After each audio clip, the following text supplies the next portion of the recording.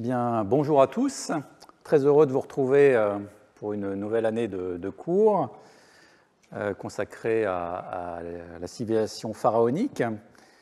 Et le cours de cette année est plus spécifiquement consacré à la cour et aux courtisans en Égypte ancienne, donc du début du 3e millénaire au milieu du 2e millénaire avant Jésus-Christ. Et je vais, dans la première partie de ce premier cours, justifier le choix de ce sujet, vous en donner en quelque sorte les fondements et l'horizon.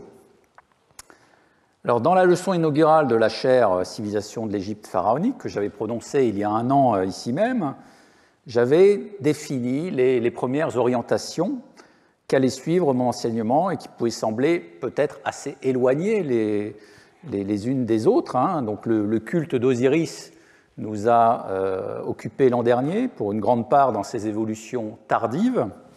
Et cette année, c'est la cour pharaonique, en commençant par la première moitié de l'histoire égyptienne. Ce qui sous-tend le choix de ces thématiques, en apparence éloignées les unes des autres, c'est avant tout la volonté de mettre en évidence des fondements essentiels de la civilisation pharaonique, des phénomènes qui s'appréhendent sur la longue durée et conditionnent donc la compréhension de la société dans son ensemble. Donc une vue qui se veut à la fois spécialisée et globale. Donc si, évidemment, comme je disais, la spécialisation est inévitable, la compréhension globale des fondements qui sous-tendent cette civilisation et une vue large qui permette de tracer les permanences et les mutations apparaissent indispensables, et donc ça va être notre mot d'ordre encore cette année. Alors dans ces conditions, il paraissait évident que la cour devait occuper un rôle essentiel dans nos recherches égyptologiques, elle qui correspond au centre de pouvoir principal de l'Égypte pharaonique. Alors je suis revenu à une lecture que j'avais faite au tout début de mon apprentissage d'égyptologue, un ouvrage peut-être que vous connaissez, un classique sur la civilisation égyptienne, donc d'Adolf Hermann et Hermann Ranke, qui s'intitule précisément « La civilisation égyptienne » dans l'édition française, et donc qui est la traduction d'un ouvrage qu'Adolf Hermann avait publié d'abord en 1886 et qui a été ensuite mis à jour par Hermann Ranke en 1923. Et dans cet ouvrage, le chapitre consacré au fonctionnement de la royauté était intitulé non pas le roi ou pharaon ou la royauté, mais le roi et sa cour. Alors en introduction de ce chapitre qui détaillait aussi bien l'idéologie pharaonique et ses manifestations que le cérémonial de cour, Hermann présentait le pharaon comme un être finalement dépourvu de marge de manœuvre face aux pressions exercées par la cour, aussi bien les conseillers, les généraux que sa propre famille. Donc je vous en ai mis un extrait ici. Le roi, qui semble tout gouverner comme un dieu, est le plus souvent fort peu libre de ses mouvements. Il doit ménager la susceptibilité des ministres, canaliser par des voies peu périlleuses l'ambition des généraux, et veiller scrupuleusement à ce que ses fonctionnaires ne se rapprochent pas trop de la noblesse. Il doit surtout s'ingénier à se concilier les bonnes grâces du clergé. C'est seulement s'il réussit à faire la part de toutes ces exigences et si en même temps il s'entend à contrebalancer chacune de ces influences l'une par l'autre et aussi à les paralyser, qu'il pourra espérer un règne long et prospère. S'il n'y parvient pas, c'en est bientôt fait de lui, car dans son entourage même, durant toute sa vie, il est épié par son ennemi le plus redoutable, sa propre famille. Donc vous voyez qu'Hermann avait perçu toute la position ambiguë d'un pharaon égyptien qui, s'il est mis en avant en permanence dans la documentation, se trouve finalement contraint et en quelque sorte englué dans un entourage qui peut être paralysant pour sa propre latitude. Donc cette mise en avant du rôle de la cour au cœur du pouvoir, qui a depuis longtemps été soulignée dès le XIXe siècle, n'a peut-être pas finalement conduit les égyptologues à s'y intéresser en tant que tel, autant que cette cour le mériterait. Et on lit encore dans un ouvrage tout récent, un ouvrage de synthèse écrit par Richard Bussmann, The Archaeology of Pharaonic Egypt, Society and Culture, donc entre 2700 et 1700 avant Jésus-Christ, que très peu de tentatives ont été faites pour écrire l'histoire de la cour égyptienne antique par opposition à l'évolution des hiérarchies administratives. Alors, bon, disons-le, ce constat peut paraître sévère en vue d'une bibliographie sur la cour égyptienne qui n'est pas indigente. Nous aurons l'occasion de la détailler au fur et à mesure des cours. Je vous en donne quelques titres récents. L'ouvrage de Michel Beau, qui est un véritable ouvrage d'historien sur la cour de l'Ancien Empire, famille royale et pouvoir sous l'Ancien Empire égyptien. Les travaux de l'école de Mayence, donc menés par Rolf Gundlar, qui a surtout travaillé sur la cour égyptienne du Nouvel Empire, avec, pour l'une de ses membres, qui est Christine Radler, qui a travaillé sur la logique de la faveur royale et de l'évolution des rangs à la cour ramesside. Une thèse qui a été réalisée par Sepideh Kaeri Paquette à Lyon 2 sur la cour égyptienne à l'époque saïte, donc à la 26e dynastie, au premier millénaire avant Jésus-Christ. Et un article aussi qui fait partie d'un ouvrage collectif sur lequel nous reviendrons, un article de Kate Spence sur la cour et le palais en Égypte ancienne, mais surtout centré autour de la période amarnienne et donc la fin de la 18e dynastie. Donc vous trouverez dans cette bibliographie déjà énormément de recherches et d'autres littératures concernant la cour en Égypte ancienne. Néanmoins, pour expliquer donc le constat qu'a fait Richard Bussmann d'un décalage entre une littérature pléthorique concernant l'histoire de l'administration égyptienne et une bibliographie beaucoup plus faible concernant la cour, il faut peut-être mettre en avant plusieurs facteurs qui ont amené à ce que la cour soit peut-être un objet d'étude un peu plus délaissé.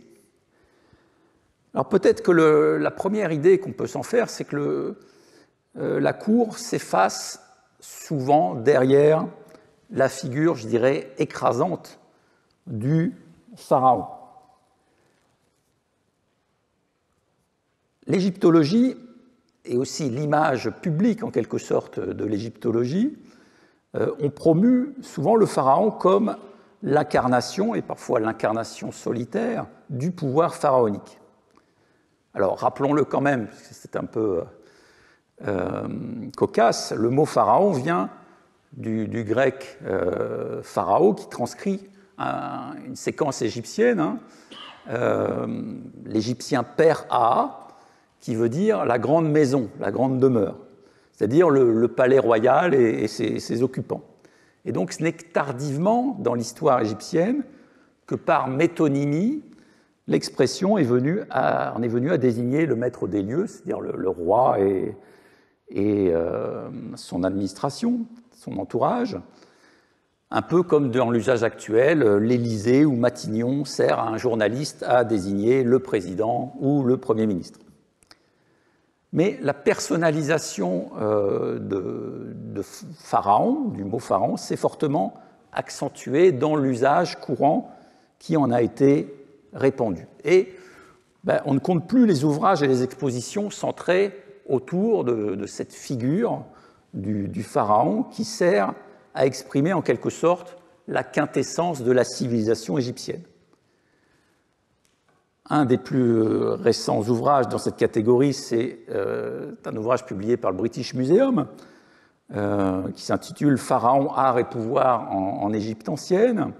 Vous avez peut-être vu au Mucem à Marseille il y a quelques années la très intéressante exposition Pharaon Superstar qui évoquait précisément le culte de la figure pharaonique et ses avatars dans l'Antiquité jusqu'à l'époque contemporaine. Et de fait, ce que l'Égypte ancienne aussi nous donne à voir va nous conforter également dans l'idée de cette incommensurabilité de la figure royale avec le reste des acteurs de l'histoire égyptienne, à la fois la population et l'élite même. Si vous vous rendez au grand musée égyptien, Grand Egyptian Museum, qui vient d'ouvrir au Caire, donc réalisation absolument majestueuse, vous entrez dans le grand hall et vous êtes accueilli par cette figure colossale de Ramsès II, donc qui est à droite de l'écran, donc un colosse qui provient de Memphis et qui avait été ensuite transféré donc à l'époque de Nasser devant la gare Ramsès au Caire, et puis en 2018 il a été donc amené dans un lieu plus protégé, donc le hall de ce nouveau grand musée égyptien. Et donc ce colosse de 11 mètres de haut, 83 tonnes, ce n'est qu'un des nombreux exemples par lesquels les Égyptiens marquaient la différence de nature qui existait entre le pharaon et le reste de ses sujets. Alors cette mise en exergue du rôle central et unique d'un individu au statut totalement distingué de celui des autres hommes, même des hommes les plus puissants du royaume, c'est de fait le principe fondamental, je ne le nie pas, de la représentation de la royauté en Égypte. Le pharaon va être posé sur les reliefs des temples comme le seul interlocuteur des dieux, le seul être qui soit en quelque sorte à leur mesure.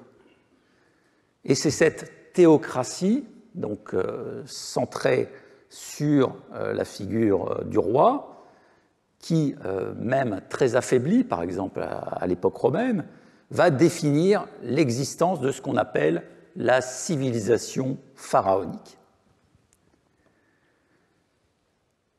Mais évidemment, cela laisse parfois peu de place à l'appréhension réelle du système du pouvoir en Égypte.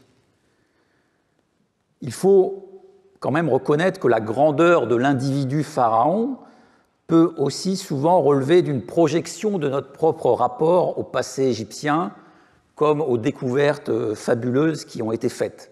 Et il faut peut-être être attentif à ne pas se laisser piéger par ce qui relève de l'effet de source. Alors, une image amusante, c'est que tout récemment, j'ouvrais un ouvrage qui s'appelle « Les grands pharaons » de James, un magnifique ouvrage, mais qui est consacré à deux pharaons uniquement, Ramsès II et Toutankhamon. Alors, si le statut de grand pharaon ne peut pas être dénié à Ramsès II, on peut quand même discuter sur l'attribution de cette appellation à Toutankhamon, qui n'a régné que quelques années, et finalement dont le seul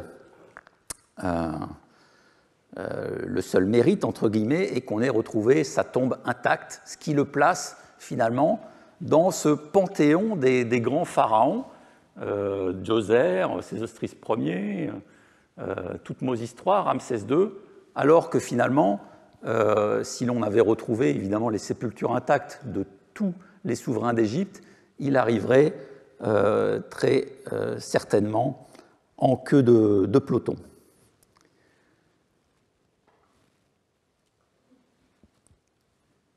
Donc, ceci étant dit, sur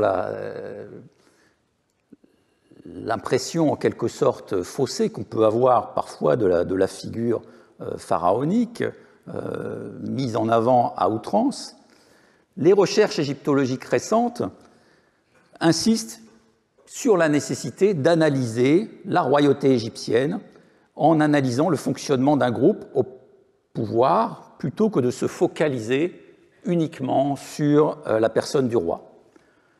Alors on va voir au cours de des différentes séances beaucoup de chercheurs qui ont développé cette approche Je peux citer évidemment les contributions récentes de John Baines, qui va souligner l'importance d'appréhender la gestion du pouvoir comme une entreprise collective. C'est un article qui est paru en 2019, Ruler, Court and Power. Il nous dit si les sources disponibles ne permettent pas de connaître les motivations des différents acteurs, les schémas qui s'en dégagent montrent que le roi et la cour dépendaient l'un de l'autre, ou alors que, bien que centrée sur la personne du souverain, la royauté est l'entreprise d'un groupe. Donc c'est avec ce mot d'ordre, il faudra évidemment analyser les phénomènes que nous allons étudier et qui placent évidemment la cour au centre de nos recherches. J'en donne aussi pour exemple les travaux sur les élites, par exemple la publication du colloque Élites et pouvoir de Juan Carlos Moreno Garcia, ou la plupart de ces autres publications qui envisagent l'expression du pouvoir dans sa globalité. Nous allons y revenir très vite. Alors peut-être un second facteur qui explique le moindre intérêt apporté à la cour comme objet d'étude dans le domaine de l'histoire égyptienne, c'est certainement que la cour est mal définie par rapport à l'État et à l'administration. Il y a un problème de délimitation aussi de ces concepts, ce qui fait que certains auteurs en viennent parfois même à adopter une position extrême et à mettre en doute le rôle effectif de la cour dans le fonctionnement de la société égyptienne. J'ai noté par exemple dans un compte-rendu d'un ouvrage que j'évoquais tout à l'heure sur la cour égyptienne au Nouvel Empire de Gundlar et Klug, donc la position de Ladinine, pour qui l'entité culturelle et comportementale décrite par les enseignements et les textualistes, c'est l'ensemble de l'administration égyptienne et non spécifiquement la cour. Pour lui, de nombreuses représentations publiques formant dans l'idée des auteurs la vie de la cour s'adressaient en réalité à l'ensemble de l'État. Et il est difficile de déceler un cercle intérieur caractérisé par une insularité et une autoreproduction, et qui serait défini comme la cour et non pas sur le plan fonctionnel, mais sur le plan social. Alors, cette affirmation a un caractère un peu tranché, provocateur, mais elle contraint à ne pas prendre pour acquis le concept de cour pharaonique, mais plutôt à le construire. En fait, la difficulté vient de la constante interpénétration des fonctions administratives et des rôles tenus par les hauts personnages à la cour. Nous aurons évidemment à y revenir. Alors, comment surmonter cette difficulté ? Dans une intervention très pénétrante qu'il avait prononcée en mars 2012 à l'occasion d'un séminaire donc, sur l'autoreprésentation des élites et la société de cour en Égypte ancienne, donc, que j'avais co-organisé à la Maison de l'Orient et de la Méditerranée à Lyon, Michel Beau, donc l'historien de l'Ancien Empire, avait proposé, pour caractériser les cercles de pouvoir au plus proche du pharaon, d'utiliser le concept de société politique emprunté à l'historien médiéviste Raymond Cazel. Cette société politique désigne pour lui le petit groupe d'hommes de pouvoir, membres de la famille royale, grands seigneurs et courtisans, favoris, d'une part, les fonctionnaires de haut rang constitués en coteries et réseaux, d'autre part, groupes régionaux, clientèle d'impuissants patrons, groupes familiaux, dans une lutte pour le pouvoir à une époque de crise puis de redressement de la royauté au XIVe siècle. Et Michel Beau trouve cette description d'une société politique transposable en quelque sorte à ce qui se passe dans le domaine égyptien, même si, et il le dit, la documentation manque pour véritablement connaître la sociologie du pouvoir autour du pharaon.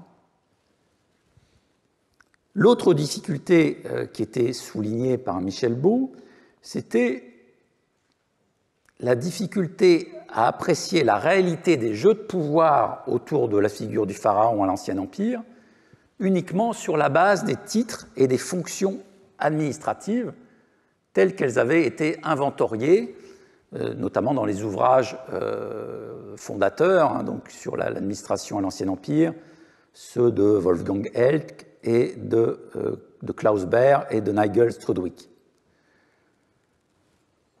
Dans ces recensements de titres, un grand absent, soulignait-il, en termes de centralité, est ainsi l'administration du palais royal lui-même, à laquelle on pourrait aussi ajouter celle des complexes funéraires royaux, car le modèle en est apparemment calqué sur celui du palais.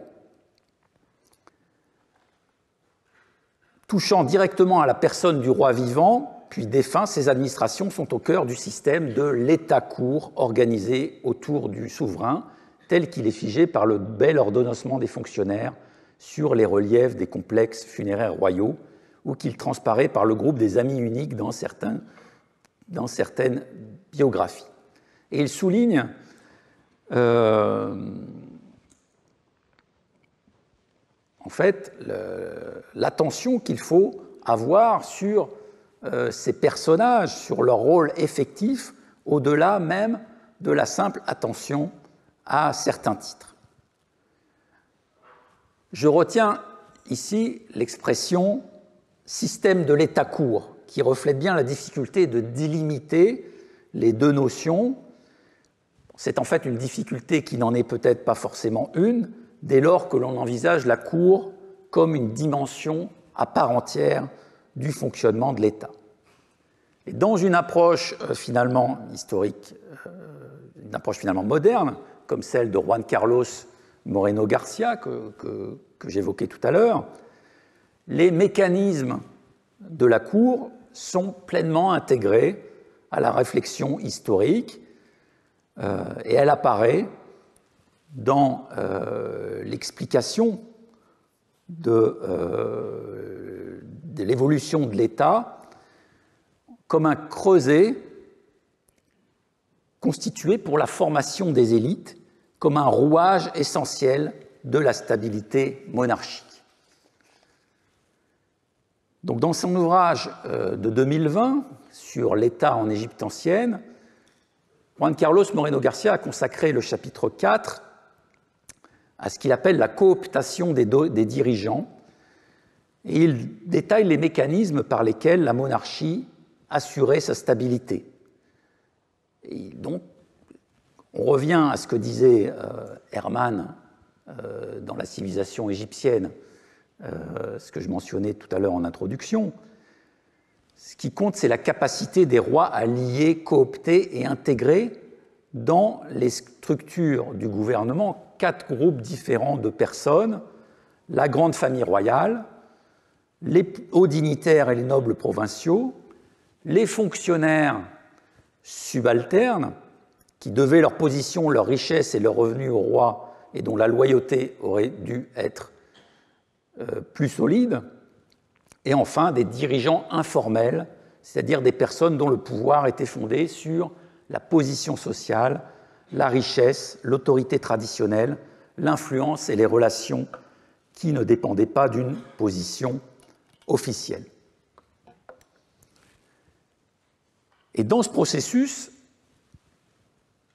Moreno Garcia souligne bien le rôle de la cour dans son fonctionnement interne, ce qu'il appelle le inner palace, donc là où se font les tractations en quelque sorte avec la famille royale et tout ce qui tourne autour, et puis le fonctionnement externe, le outer palace, qui permet de gérer, lors des audiences royales notamment, lors des cérémonies, gérer les équilibres entre les différentes catégories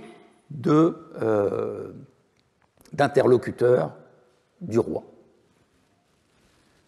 Et là encore, Juan Carlos Moreno Garcia en finit par conclure qu'il n'y a pas, en Égypte ancienne, d'exercice solitaire du pouvoir, ce qui revient donc à ce que les pharaons doivent arbitrer, composer, créer les moyens matériels et symboliques nécessaires pour rallier à leur cause des potentats issus de différents milieux sociaux.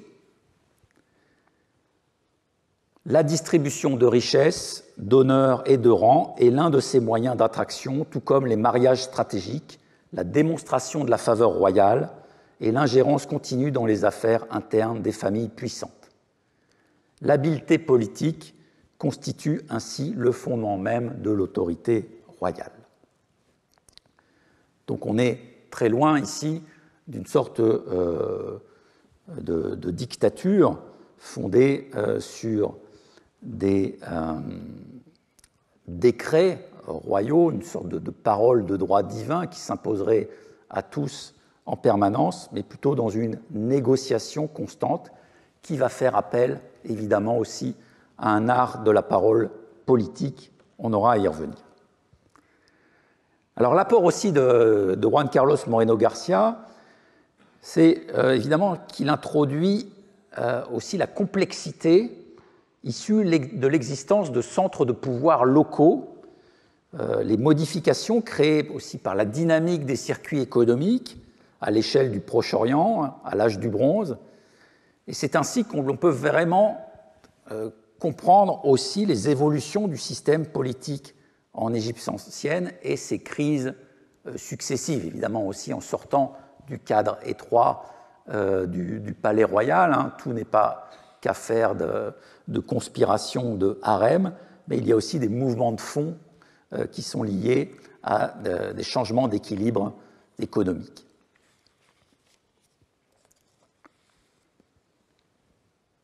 Alors peut-être aussi un troisième facteur qui a contribué d'une certaine façon à effacer la cour des travaux égyptologiques, en tout cas lui a retiré en quelque sorte la première place qu'elle aurait méritée, c'est évidemment les limitations des sources disponibles.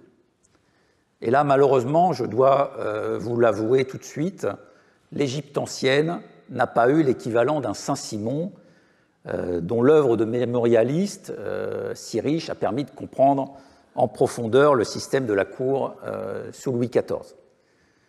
Pas de texte d'un dignitaire égyptien ou d'un scribe vivant dans l'orbite de la cour pour nous décrire au quotidien, donc pendant une certaine durée, la vie de ces courtisans au plus près du roi et cette mécanique de la vie de cour, l'évolution des carrières, et puis aussi quelqu'un qui aurait été pourvu d'un œil un peu plus critique que ce que nous livrent les textes biographiques ou les inscriptions royales, dont, vous en doutez, le but est surtout de perpétuer pour la postérité une image sélective, filtrée, normée et forcément positive de la réalité historique.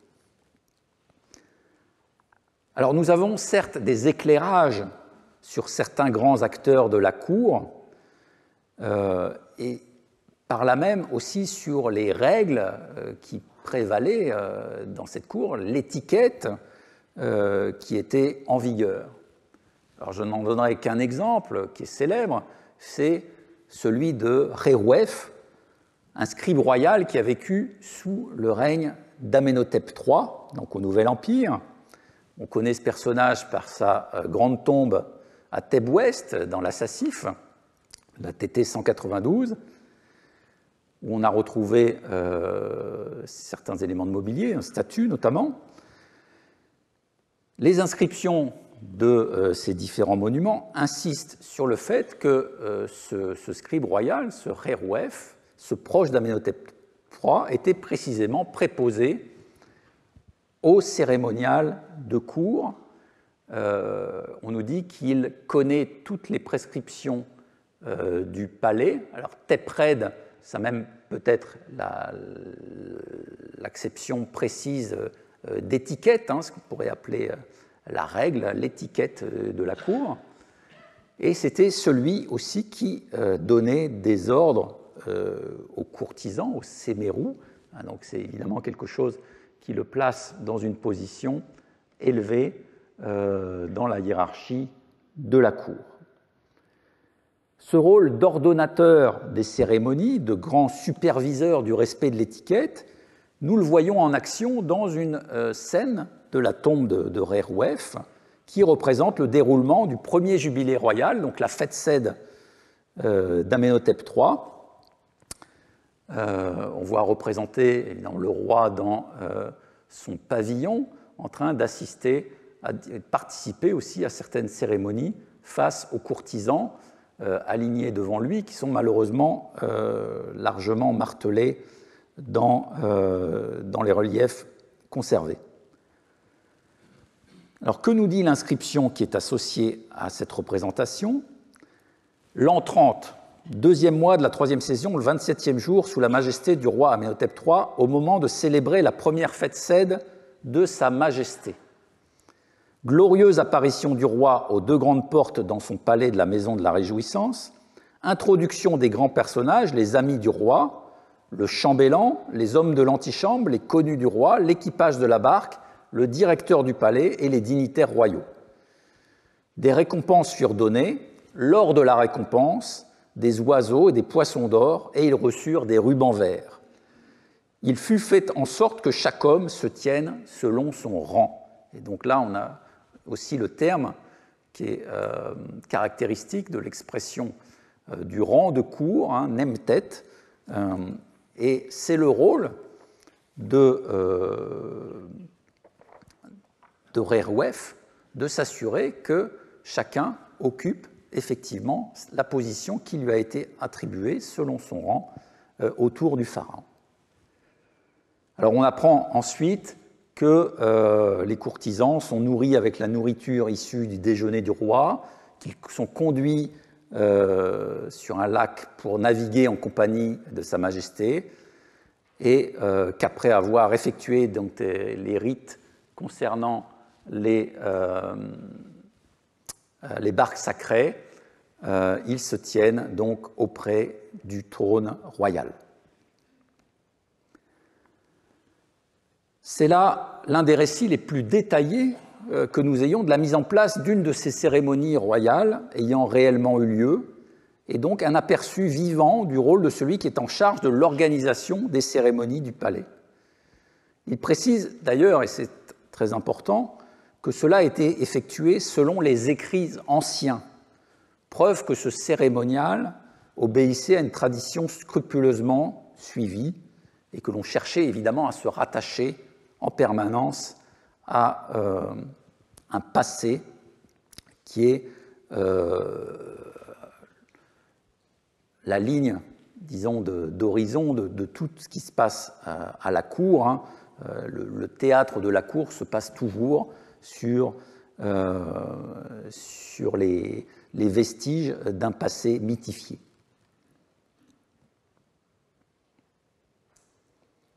Malheureusement, les traces de ces codifications des rites de cour, en dehors de cet exemple et de quelques autres, sont fort réduites et surtout dispersées sur toute la durée de la civilisation pharaonique. Et ce constat a certainement contribué à placer le fonctionnement de la cour en arrière-plan des études historiques de l'Égypte ancienne, les historiens évidemment étant souvent enclins à chercher ce qui relève plutôt de l'événementiel plutôt que du rituel se perpétuant.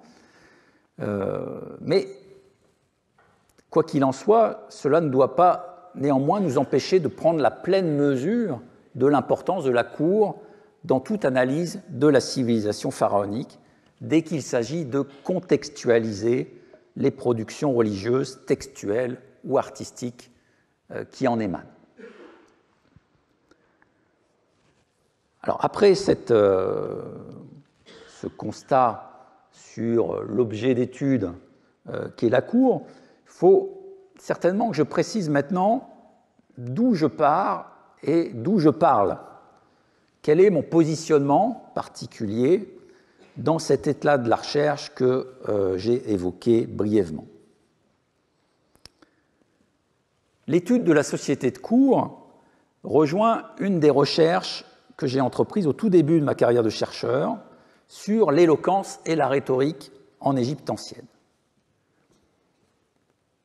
Je ne développe pas le fond de la recherche, mais ce qui est important ici de souligner, c'est que pour bien comprendre comment l'art du discours s'était développé en Égypte ancienne, donnant naissance, on le verra, à une littérature extrêmement raffinée, et pour surtout ne pas plaquer une vision moderne sur ce développement, une vision héritée de la rhétorique grecque notamment, pour comprendre comment et pourquoi les Égyptiens valorisaient le beau discours, il fallait nécessairement appréhender le cadre social et historique dans lequel cet art s'était déployé.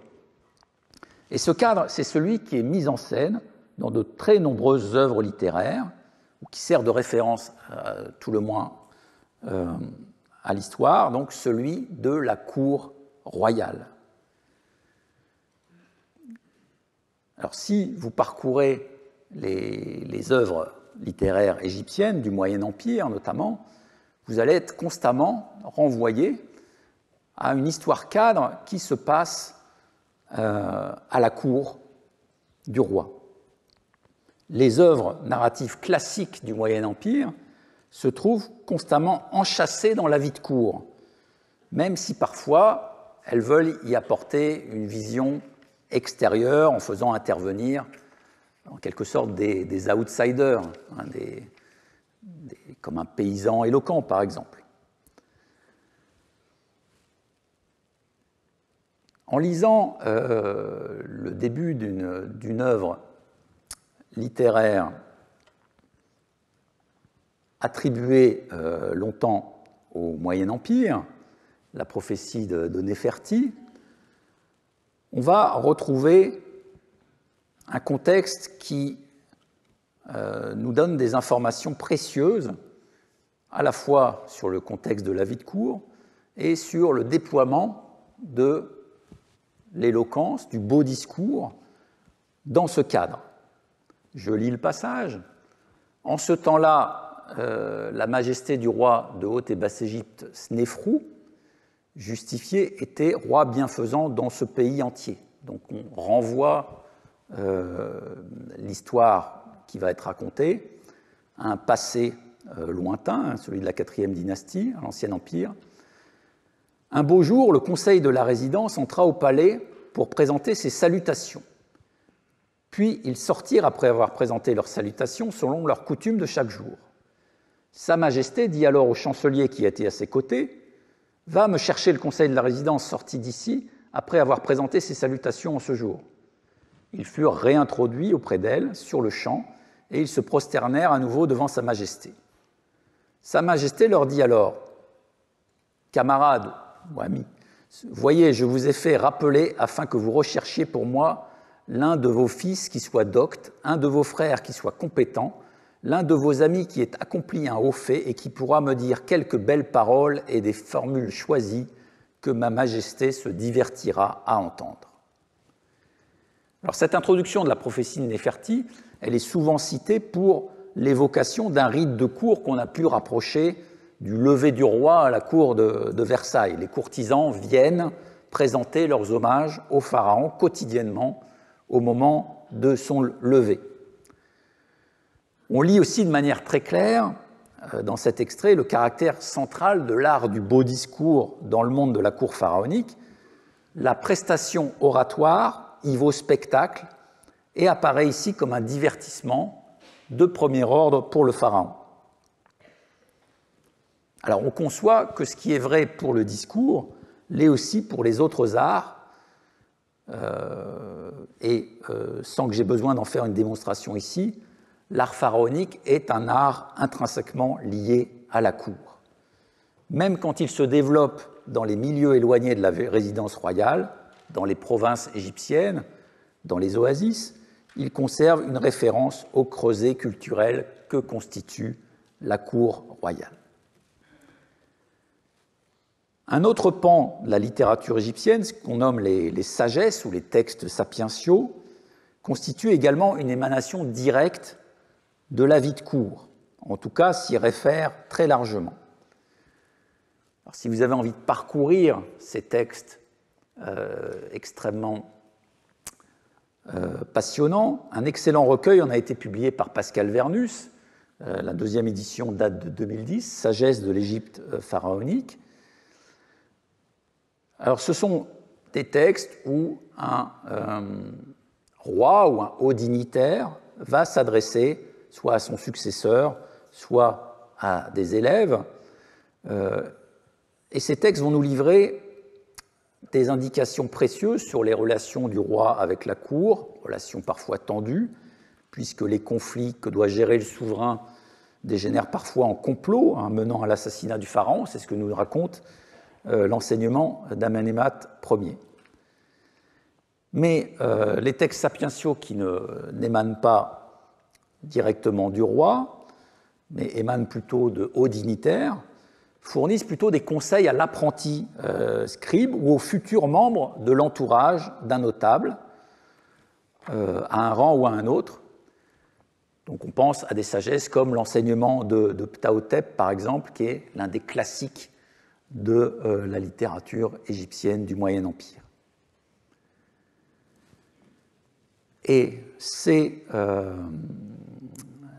textes de sagesse développent en quelque sorte des modèles éducatifs qui sont très directement liés aux modèles développés dans l'espace de la cour.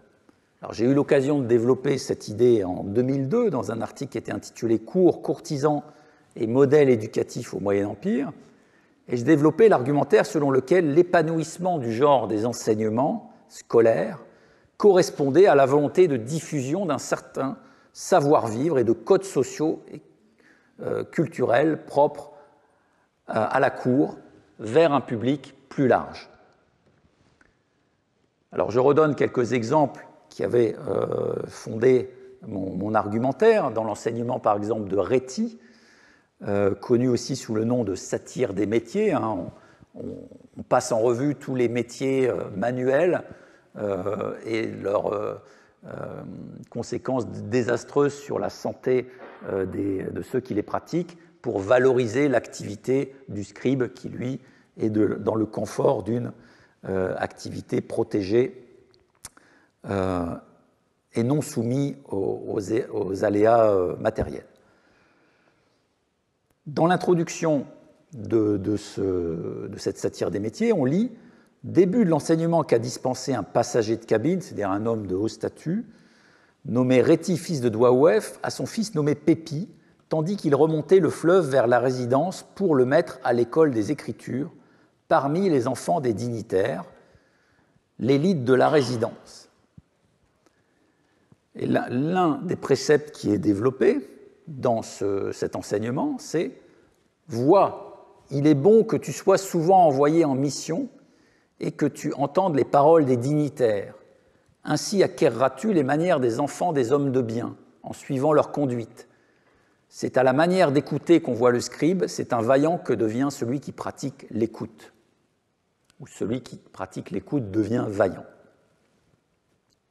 L'apprenti scribe, donc, qui se rend à la résidence royale, va s'initier aux manières et aux codes de conduite de l'élite en la fréquentant et en l'imitant. Alors le terme clé ici, c'est le mot sérou, que je traduis conventionnellement par dignitaire.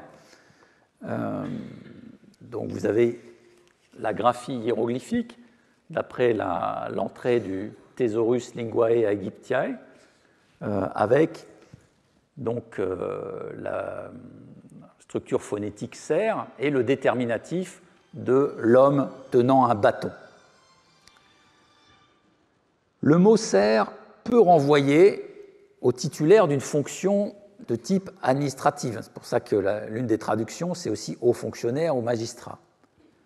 Mais il peut avoir une acception plus large correspondant à un type sociologique, celui de l'homme de cour, incarnant les valeurs de celle-ci et s'érigeant en modèle éducatif pour toute la société égyptienne. Et donc c'était la conclusion de cette étude de 2002, c'est que les Sérous incarnent précisément ce savoir-vivre, le discours, les attitudes correspondant au mode de vie de la résidence royale. Et donc l'éducation que transmettent les textes sapientiaux, les sagesses, vise à véhiculer ce modèle qui doit aussi donc infuser dans l'ensemble de la société et permettre au final évidemment aussi d'assurer la perpétuation d'un certain ordre social dans son statu quo. Alors on pourrait multiplier les exemples. Je vous donne ici un passage du préambule de l'enseignement de Tao Te, dont je parlais tout à l'heure, un classique du Moyen Empire, où on dit « Apprends-lui les paroles d'auparavant, alors il acquérera le comportement des enfants des dignitaires, des Sérous, et l'obéissance le pénétrera, tout ce qu'il y a d'exact dans la pensée lui ayant été exprimé, car il n'y a personne qui soit né déjà pourvu de discernement. » Donc on a dans ces quelques lignes toute la philosophie de cette éducation fondée sur une tradition ancrée sur l'ordre social perpétué qui amène forcément aussi l'obéissance vis-à-vis d'un pouvoir établi. Alors ce type sociologique du dignitaire serf se trouve également largement représenté à l'époque suivante, au Nouvel Empire. J'en avais donné un aperçu dans un article paru en 2009-2010, donc dans les actes du colloque Élite et pouvoir édité par Juan Carlos Moreno Garcia. Et dans différents types de textes, on va trouver des portraits de ce dignitaire serf, ce courtisan, notamment, par exemple, dans un texte issu du genre des miscellanées, ces recueils d'œuvres issus de la culture des scribes à l'âge ramesside, donc le papyrus Lansing, où on a non pas ce que Gardiner et Caminos avaient appelé l'éloge d'un professeur, ce qui ne me semble pas tout à fait adapté, mais plutôt l'éloge d'un dignitaire, d'un homme de cour. Et là, on s'adresse au personnage comme on s'adresserait au roi dans un hymne royal. Tu es un homme aux décisions mûries, au discours efficace, aux vues pénétrantes à chaque instant. Ce que tu as fait a réussi. Tu es un dignitaire serf, calme, fils de loué, aimé de tout le monde et recevant les louanges du roi. Tu es quelqu'un dont la stature a été élevée depuis ta naissance. Tu es un homme aux décisions pondérées, qui pèse sa réponse. Ton abomination, ce sont les expressions obscènes depuis la naissance. Tu es gracieux de ta personne, au charme plaisant. Ton amour saisit toutes les générations comme une haute crue. Tu es un homme aux sentences choisies, expert à les prononcer. On retrouve là la qualité d'éloquence. Tout ce que tu as dit est doué de précision. Ton abomination est le désordre. Tu es quelqu'un dont le siège est élevé dans ton antichambre. On retrouve la position élevée du personnage à la cour. Tes serviteurs répondent rapidement, versant de l'ambroisie. Quiconque te voit est en fait, tu es quelqu'un d'utile à son maître, qui fait vivre ses gens. Tout ce qui sort de ta bouche apaise le cœur. Donc il s'agit de dresser ici un portrait autant social que moral. On souligne évidemment toujours le lien avec la cour royale, puisque le dignitaire reçoit les louanges du roi.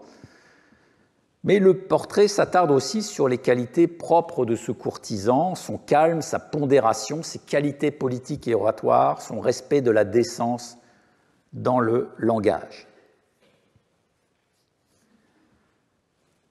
Alors, en miroir à ce portrait idéalisé d'un dignitaire serf, on va avoir des textes qu'on appelle, dans le jargon égyptologique, des autobiographies, des textes qui se trouvent sur les monuments funéraires des hauts personnages égyptiens, qui vont nous donner un aperçu assez semblable des qualités attendues d'un homme au statut élevé à la même époque. Je tire les exemples ici d'une autobiographie d'un personnage qui s'appelle Onourismès, qui a une tombe qui se trouve à proximité d'Abydos, à El Machahir, tombe qui date de la 19e dynastie, du règne de Meremta.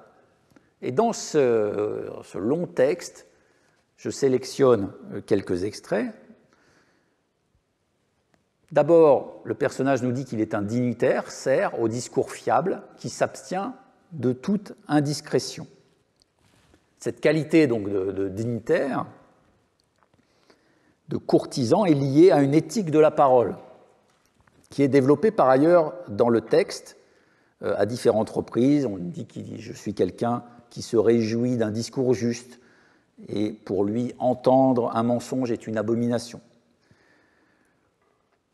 Et le second extrait, vous le voyez, montre à quel point le lexique de la parole est fortement détaillé ici. Je suis quelqu'un de compétent, qui s'abstient de tout éclat de voix. Les excès langagiers sont une abomination. Je suis quelqu'un au cœur droit, sans inclination pour les discours mauvais. Je suis un silencieux au bon caractère, au cœur patient. Je suis l'ami de celui qui possède une nature calme, haïssant celui qui abuse de la parole ou celui aux propos enflammés.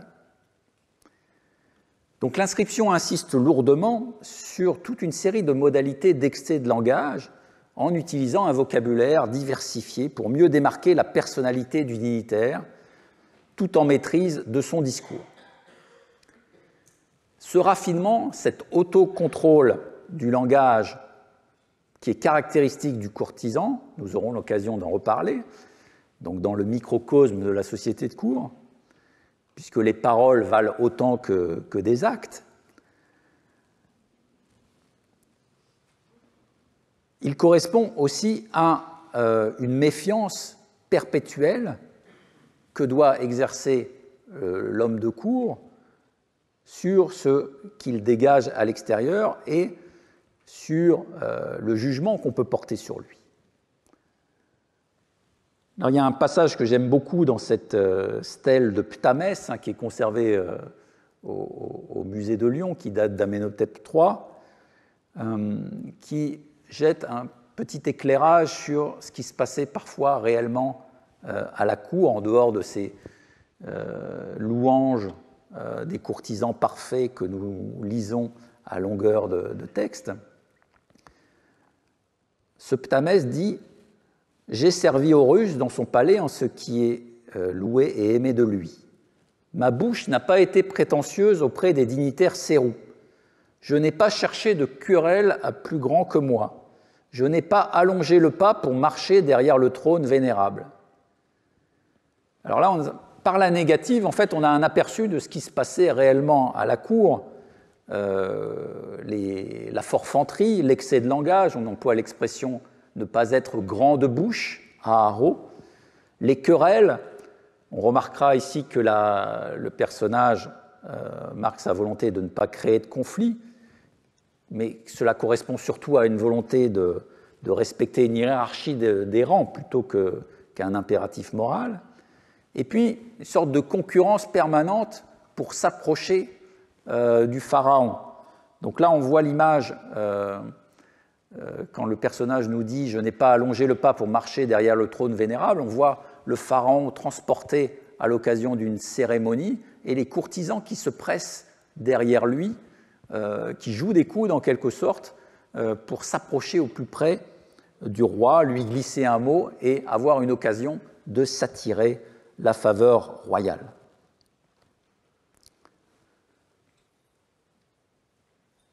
Alors la déclaration de Ptamès se fait, vous le voyez sur la stèle, sous l'égide d'Osiris.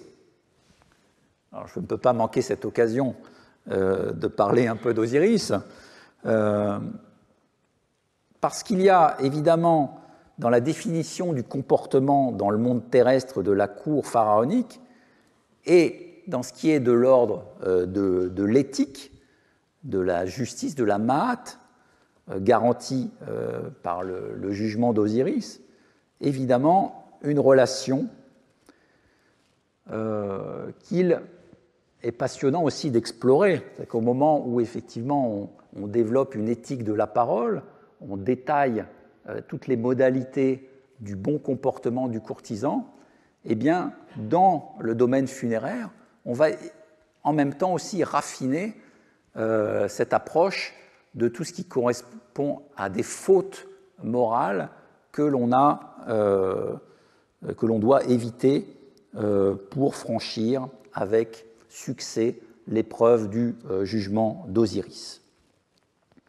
Donc cette attention aux différentes modalités de la mauvaise parole que l'on constate chez Onourismès ou Ptamès, elle va se trouver reflétée également par ces fameuses déclarations d'innocence associées donc au fameux jugement des morts devant les 42 juges qui sont associés au tribunal d'Osiris. Vous avez ici une représentation du livre des morts d'Ani, très célèbre, 19e dynastie, avec évidemment la fameuse scène de la balance, où on pèse le cœur avec sur l'autre plateau la plume de Maat, et puis la grande dévoreuse qui se tient là au cas où le jugement serait défavorable. Et puis vous avez une série de déclarations, donc là, vous en avez simplement un extrait ici, qui sont prononcées devant les 42 juges. Il y a deux séquences distinctes dans le chapitre 125, mais dans l'une de ces séquences, on dit « Ô tel Dieu, je n'ai pas commis telle action inique ». Et à chaque fois, cette action va correspondre à ce qui relève d'un aspect négatif, raffiné en quelque sorte par les théologiens, découpé par les théologiens selon des modalités particulières. Le vol, l'injustice, l'adultère, la négligence envers les dieux. Et ce qui est intéressant, c'est ce qui relève de la parole mauvaise ne va pas simplement se résumer à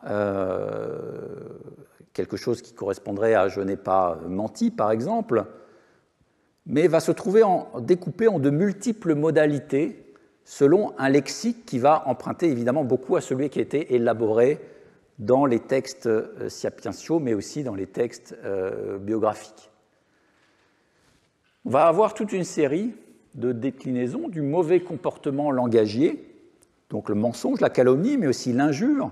On va parler aussi de la mauvaise langue, la langue tordue, le blasphème, le crime de lèse-majesté, le bavardage, la loquacité, la dispute, le comportement bruyant, l'indiscrétion.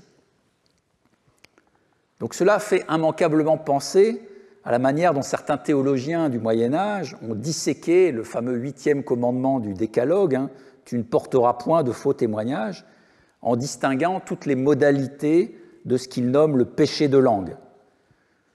L'un d'eux, le franciscain Guillaume de Lanicia, dans son œuvre intitulée La Dieta Salutis, qui datait du début du XIVe siècle, allait jusqu'à distinguer 22 formes de péché de langue.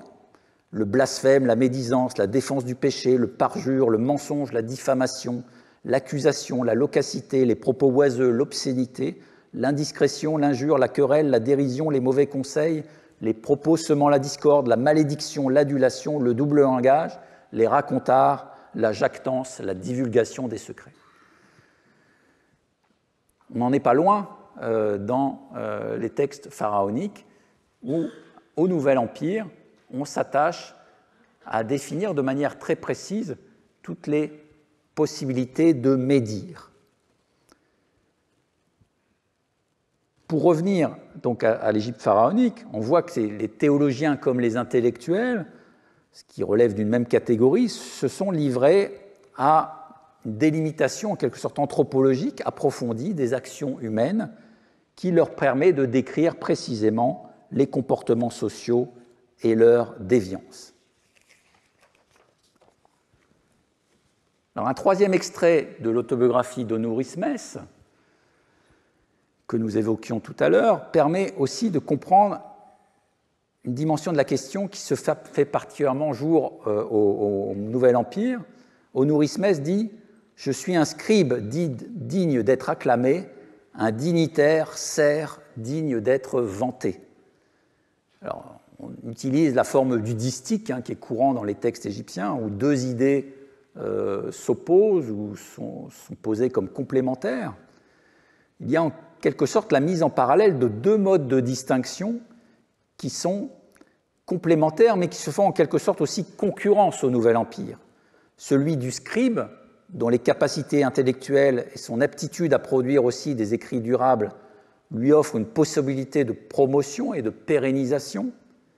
Je renvoie ici à ce qu'en dit donc Chloé Ragazzoli dans son ouvrage sur les scribes, paru en 2019. Et de l'autre côté, le dignitaire serf, l'homme de cour, qui se distingue non pas parce qu'il produit par ses écrits, mais parce qu'il est, par sa stature, l'aura qu'il possède à la cour, donc susceptible de laisser une empreinte dans le souvenir des hommes. Nous aurons à revenir sur cette distinction plus tard dans le cours.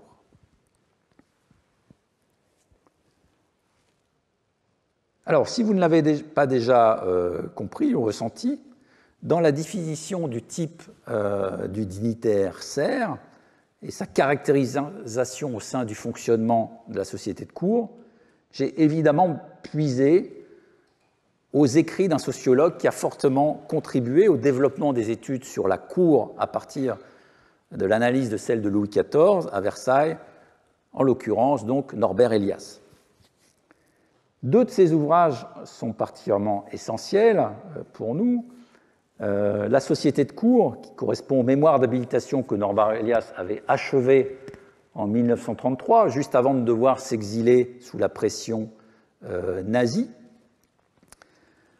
Et puis le second ouvrage, c'était Über den Prozess der Zivilisation, rédigé entre 1937 et 1939, mais qui ne connaîtra véritablement la reconnaissance académique qu'en 1969 avec sa réédition en Allemagne, à un moment aussi où la Société de cour va également paraître à nouveau et connaître le succès que l'on sait.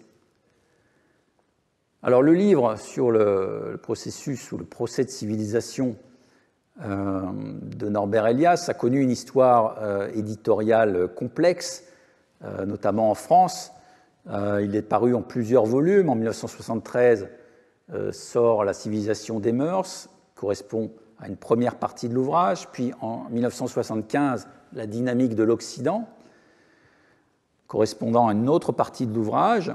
Ces textes vont connaître un véritable succès de librairie, mais il faudra attendre en 2021 pour qu'une autre partie de l'œuvre originale, qui avait été délaissée par les éditeurs, soit intégrée, enfin soit publiée donc en 2021 aux éditions de l'EHESS sous le titre « Moyen Âge et procès de civilisation ».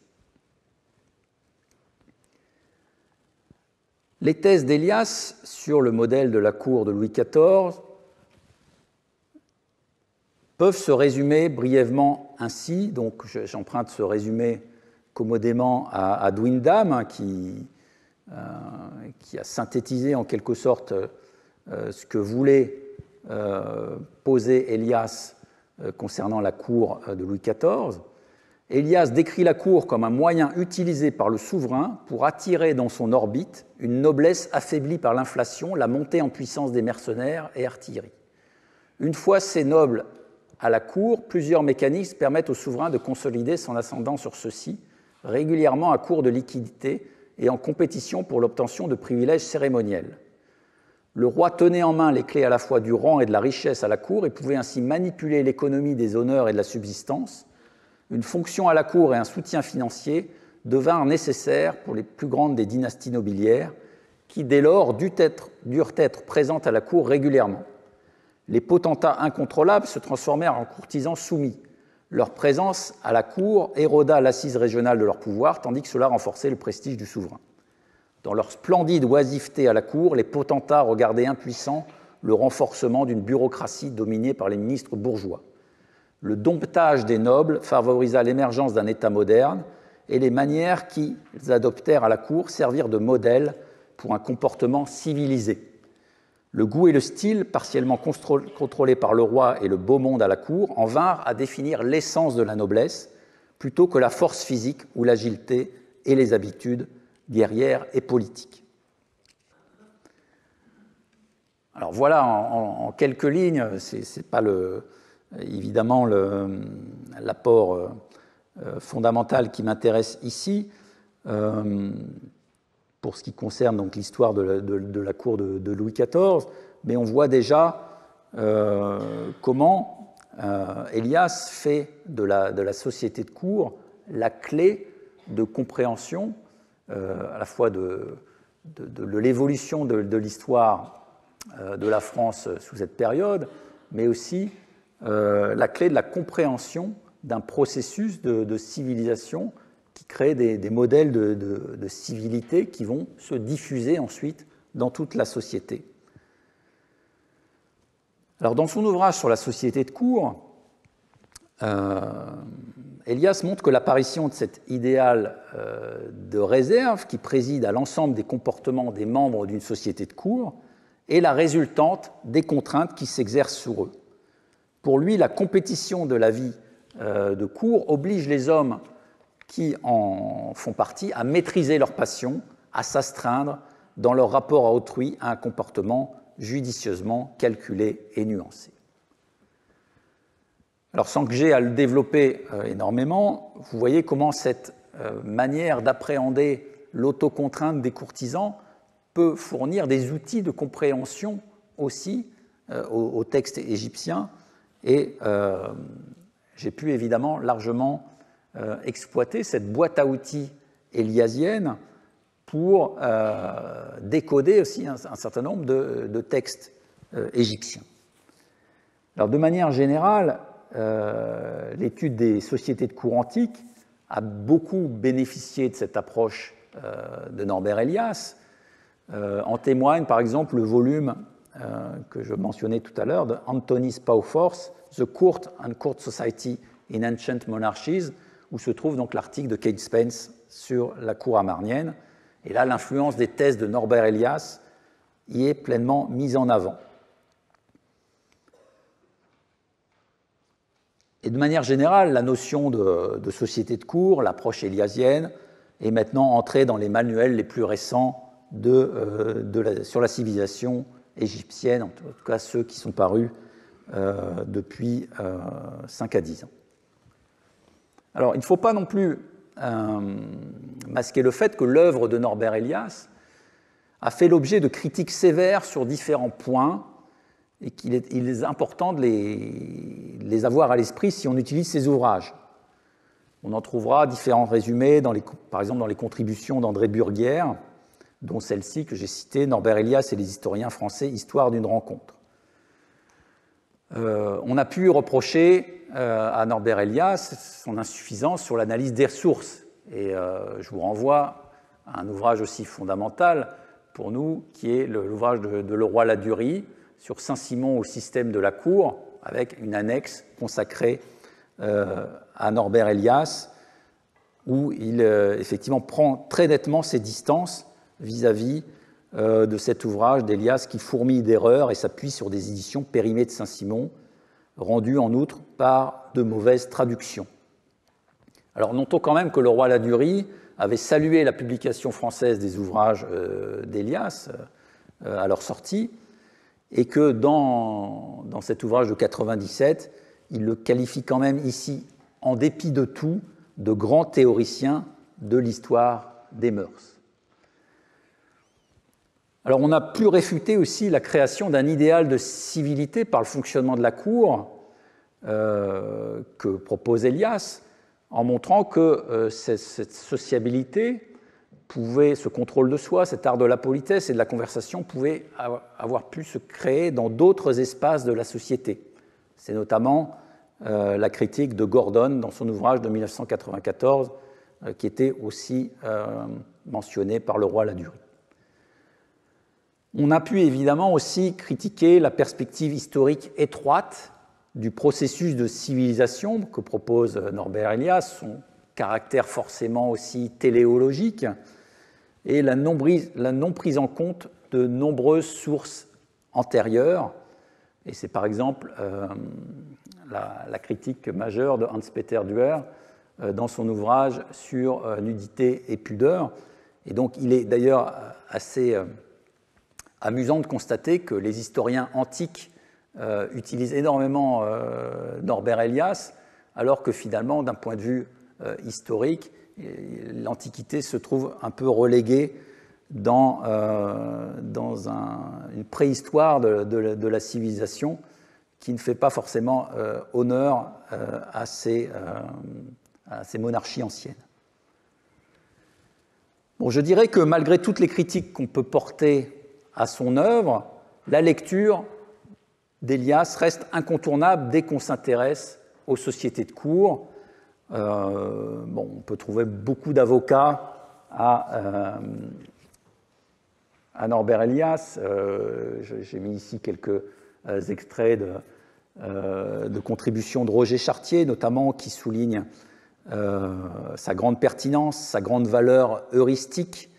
Reprendre son questionnaire, reprendre surtout sa conceptualisation d'ordre culturel, social et politique, et aborder les matériaux sans les forcer à entrer dans un cadre préexistant, mais en les organisant à partir d'une question. C'est ce qu'il faut faire, évidemment, pour utiliser cette œuvre. Dwindham lui-même, qui a critiqué aussi Elias dans le modèle hégémonique qu'il proposait de la cour de Louis XIV, délaissant en quelque sorte les autres cours, Dwindham concède qu'en faisant la navette entre le modèle d'Elias et le contexte historique de la cour de France, de nombreuses affirmations se sont révélées fausses, mais derrière la plupart de ces affirmations, nous trouvons une perspective analytique qui reste tout à fait pertinente et peut nous aider à acquérir une meilleure compréhension du pouvoir et des manières à travers l'histoire de l'humanité. Ce que l'on retient essentiellement aussi de l'approche d'Elias, et ce que souligne Bruguière, c'est cette possibilité de concilier en quelque sorte le concept de sociogenèse de l'État et des systèmes de pouvoir, et de l'autre côté la psychogénèse de l'individu.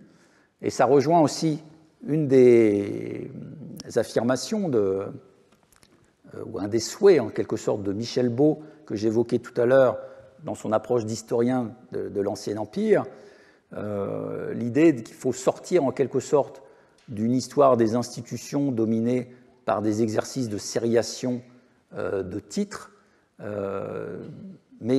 et poser des questions finalement aux carrières individuelles dans leur spécificité lorsque cela est possible, c'est-à-dire réintroduire une certaine dimension biographique. Et au final, c'est ce qui nous permet en quelque sorte de concilier les deux approches, l'approche évidemment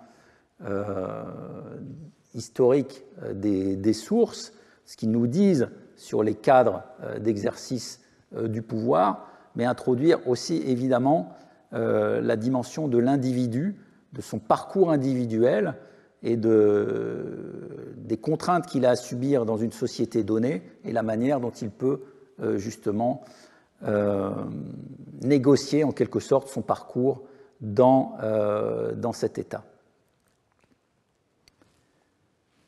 Donc au final, ce que nous venons de présenter ici en introduction du cours vous donne en quelque sorte quelques clés pour la démarche que nous voulons suivre.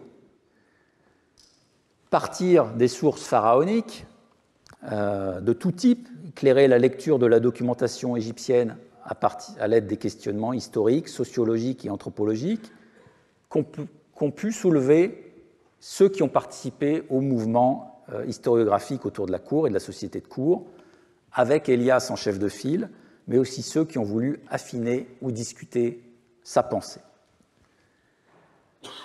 Ce que nous voudrions faire dans les séances qui vont suivre, c'est réévaluer la caractérisation du type du dignitaire serf que nous avons proposé en testant l'extension dans toute la documentation disponible pour les hautes époques et surtout essayer d'en isoler les phases de son évolution. Nous avons en quelque sorte caractérisé un type sociologique. Il faut maintenant peut-être en faire l'archéologie, analyser les cas individuels, les textes les plus normatifs, dans une perspective d'évolution historique jusqu'à pouvoir peut-être en cerner, ou en tout cas en approcher au plus près l'origine et la mise en place. Il y a aussi un intérêt à voir, ce qui n'a pas encore, à mon sens, été véritablement fait, l'influence de l'imagerie et de la phraséologie royale dans la construction de l'image du courtisan, par exemple dans son monument funéraire, et les éventuels écarts qui peuvent se constater entre la présentation du roi et la présentation des courtisans d'un même événement, d'une même cérémonie, de même donnée générale. Alors, dans les minutes qui nous restent, je voudrais quand même vous donner rapidement une idée de la périodisation adoptée dans l'étude, et puis quelques aperçus rapides des sources que nous allons plus particulièrement exploiter. Alors d'abord, les limites chronologiques choisies.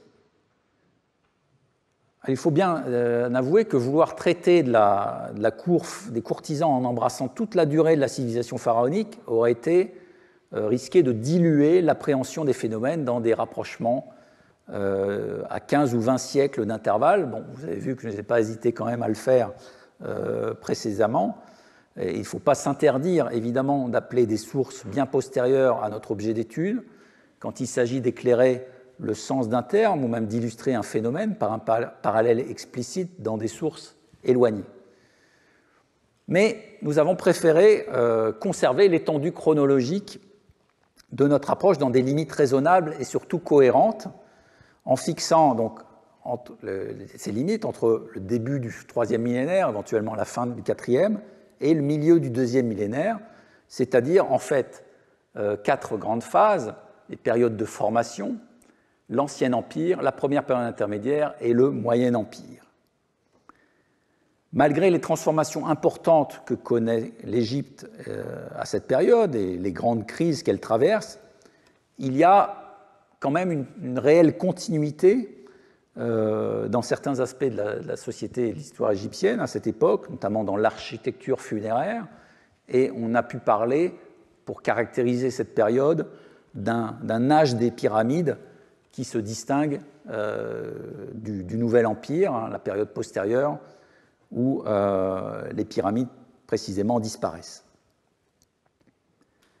Alors, je ne peux évidemment brosser en quelques instants un tableau historique qui donne un contexte à notre enquête, ni détailler tous les types de sources qui pourront être mobilisées, inscriptions royales, monuments funéraires des courtisans avec leurs inscriptions autobiographiques, stèles abydéniennes, récits d'expéditions, textes administratifs, textes littéraires, sources archéologiques, vestiges de palais ou de structures palatiales dans la capitale ou dans des régions éloignées d'Égypte. Mais je voudrais quand même commencer à évoquer un certain nombre d'éléments qui vous permettront de saisir la nature de la documentation utilisée et évoquer certaines caractéristiques des sources disponibles. Commençons par les périodes de formation, l'époque nagadienne, époque tinnite. C'est durant cette phase que les fondements idéologiques donc de la royauté pharaonique et leur expression iconographique et phraséologique se sont progressivement fixés. John Baines, récemment, donc, dans un article que j'évoquais tout à l'heure, Ruler, Court and Power, a passé en revue les éléments principaux qui permettent de caractériser la présence d'une structure curiale dans les documents les plus explicites de cette période. Ce sont des documents très célèbres, hein, la fameuse tête de massue du roi Scorpion de la dynastie 0, la palette de Narmer de la première dynastie, commémorant le processus d'unification de l'Égypte, donc sous la houlette du pharaon. Et vous pouvez le voir, on y constate déjà la représentation du roi en taille héroïque,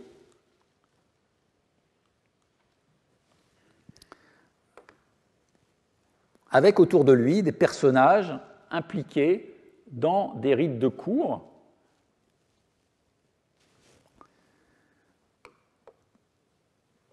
des flabellifères, des porteurs de sandales, par exemple.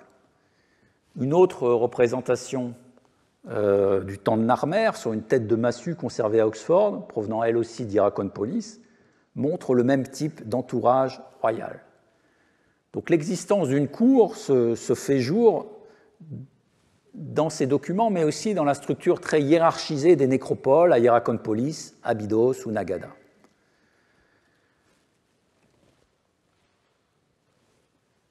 Une documentation particulièrement importante est constituée également par les premiers monuments funéraires des courtisans.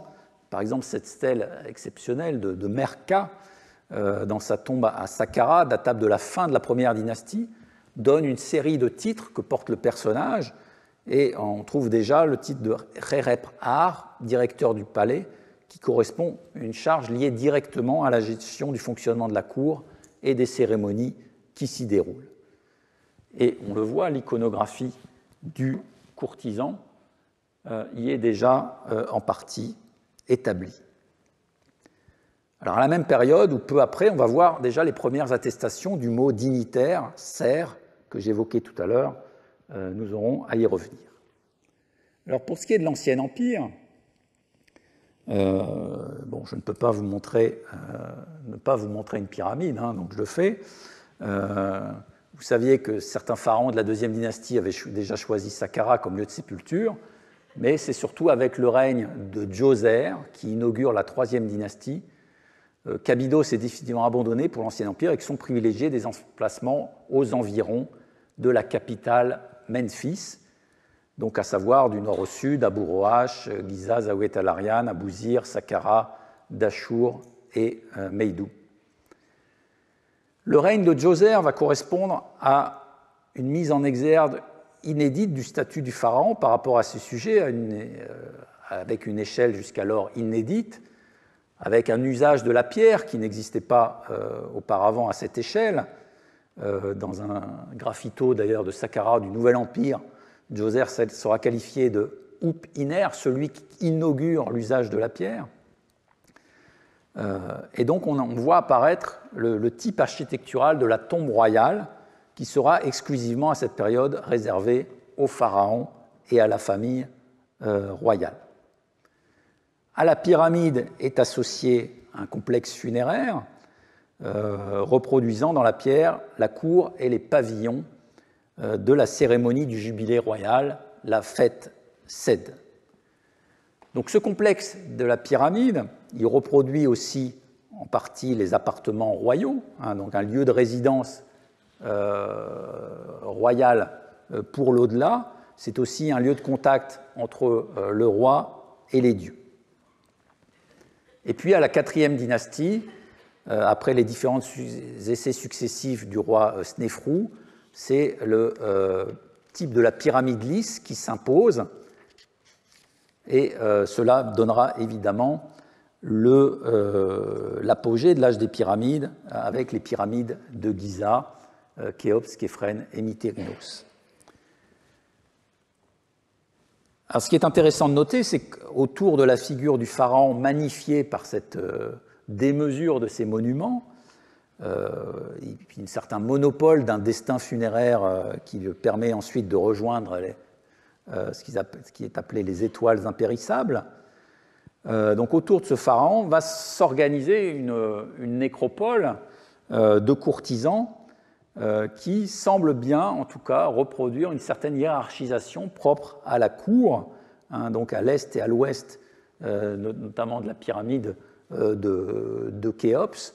On voit des rues de mastaba, de tombes de l'élite, s'organiser, qui retranscrivent en quelque sorte une organisation curiale qui devait être bien active du vivant de ces personnages. La proximité vis-à-vis de la pyramide est forcément fonction du statut de son propriétaire et les éléments d'aménagement de la tombe sont même fournis aussi par don royal à cette époque. Alors à partir de la 4e dynastie, c'est fixé en quelque sorte le modèle typique de la pyramide, du complexe pyramidal, avec la pyramide, un temple funéraire, une chaussée et un temple de la vallée.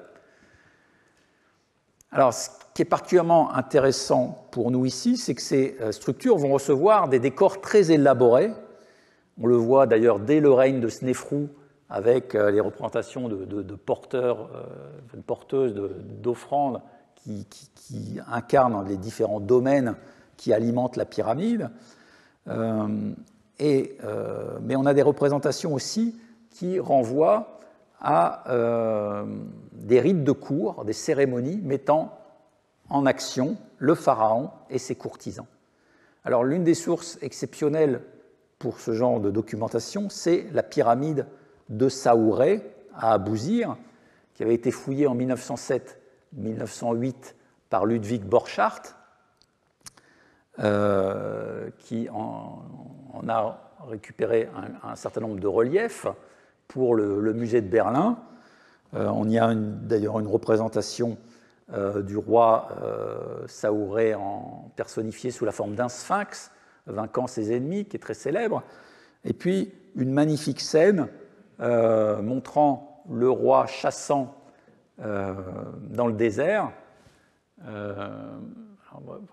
Vous avez ici le dessin de cette scène très célèbre. Et comme l'avait noté Dorothy Arnold, là on voit bien l'opposition qui est voulue par le compositeur de cette scène entre un chaos des animaux incarnant aussi parfois les forces maléfiques, et puis l'organisation très rangée des courtisans qui se trouvent derrière le pharaon.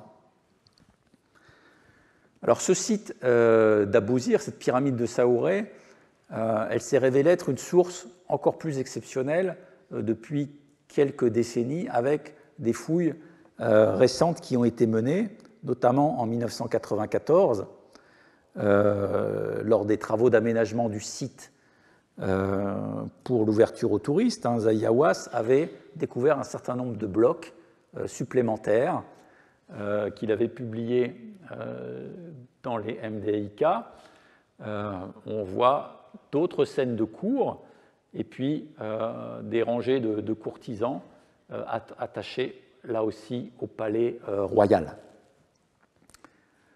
Alors oui, sur ces scènes, on trouvait des motifs qui se rapprochaient de ce qu'on connaissait déjà sur la chaussée d'Ounas, par exemple le motif des bédouins affamés, qui joue en quelque sorte le contrepoint par rapport là aussi à la richesse et à l'organisation des courtisans. Donc un parallèle qui montre aussi que ces motifs, ces scènes gravées sur ces chaussées funéraires correspondaient aussi à des répertoires qui pouvaient être reproduits d'une pyramide à l'autre. Mais c'est surtout avec les nouvelles fouilles menées ensuite par Tarek El Awadi que la documentation la plus parlante va être mise au jour, avec des blocs montrant d'autres scènes de cour, comme celle-ci où on voit le roi Saouré entaillant des arbres à encens venant de Punt, et il est là encadré par une série de membres de la famille royale. Et ce qui est particulièrement précieux dans ces documents, c'est que nous avons des textes qui les accompagnent et qui, pour la première fois, comme l'a montré Dominique Farroux, mettent en scène donc le pharaon s'adressant directement à ses courtisans. Sa Majesté dit à la mère royale Néfer-et-Tépès, aux princesses filles du roi, aux ornements du roi, aux fils du roi, aux courtisans, à une catégorie d'hommes, cet événement n'était jamais arrivé en présence d'aucun dieu depuis l'origine du monde. Alors une autre série de blocs montre le pharaon en train de se livrer à un exercice de chasse et de se distinguer par sa force exceptionnelle en tirant 10 filets de chasse avec une seule corde pour pouvoir tracter donc des filets à oiseaux. Et on a dans ces blocs, là aussi, des discours prononcés par le pharaon qui s'adressent à des fonctionnaires chargés justement de gérer ces domaines de chasse, qui les invitent à lui confier 10 filets à la fois, et le pharaon va insister sur le fait que jamais une telle chose, jamais l'équivalent n'avait été vu une autre fois, personne n'avait jamais dit cela.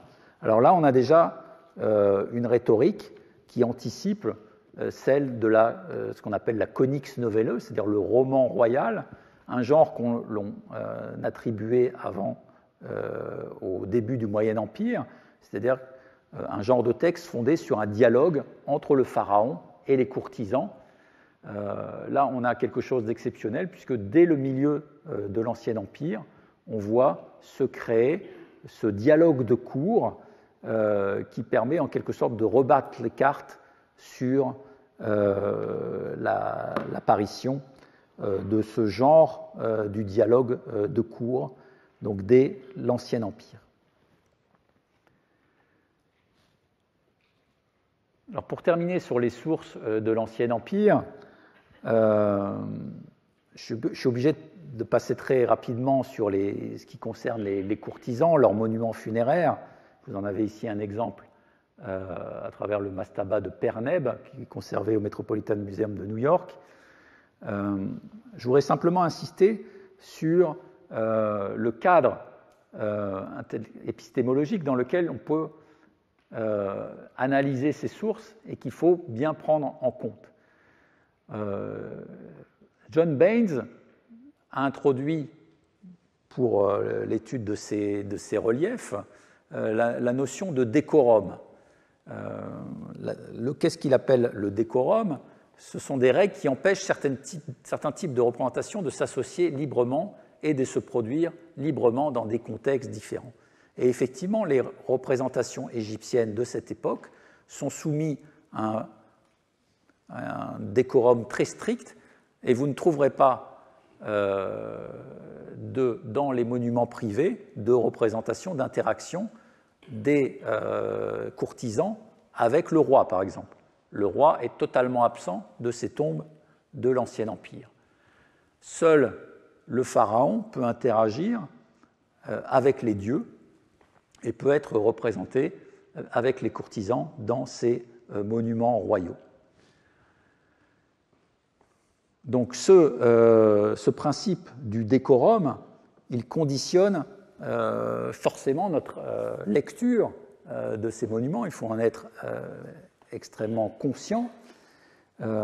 Et une dimension importante qui est apportée maintenant dans les travaux récents sur cette notion de décorum, c'est qu'on suppose aussi que ces conventions vont transposer des pratiques qui relèvent aussi de la vie de cour, des restrictions qui caractérisaient l'interaction entre le roi et ses courtisans. Donc il y a forcément une relation entre ce qui relève du décorum et de l'étiquette de la vie de cour. Ce que nous dit ici John Baines. Alors je vais m'interrompre ici. Nous poursuivrons rapidement ce parcours des sources au début du cours prochain, avant d'entamer l'étude du fonctionnement de la cour. Je vous remercie.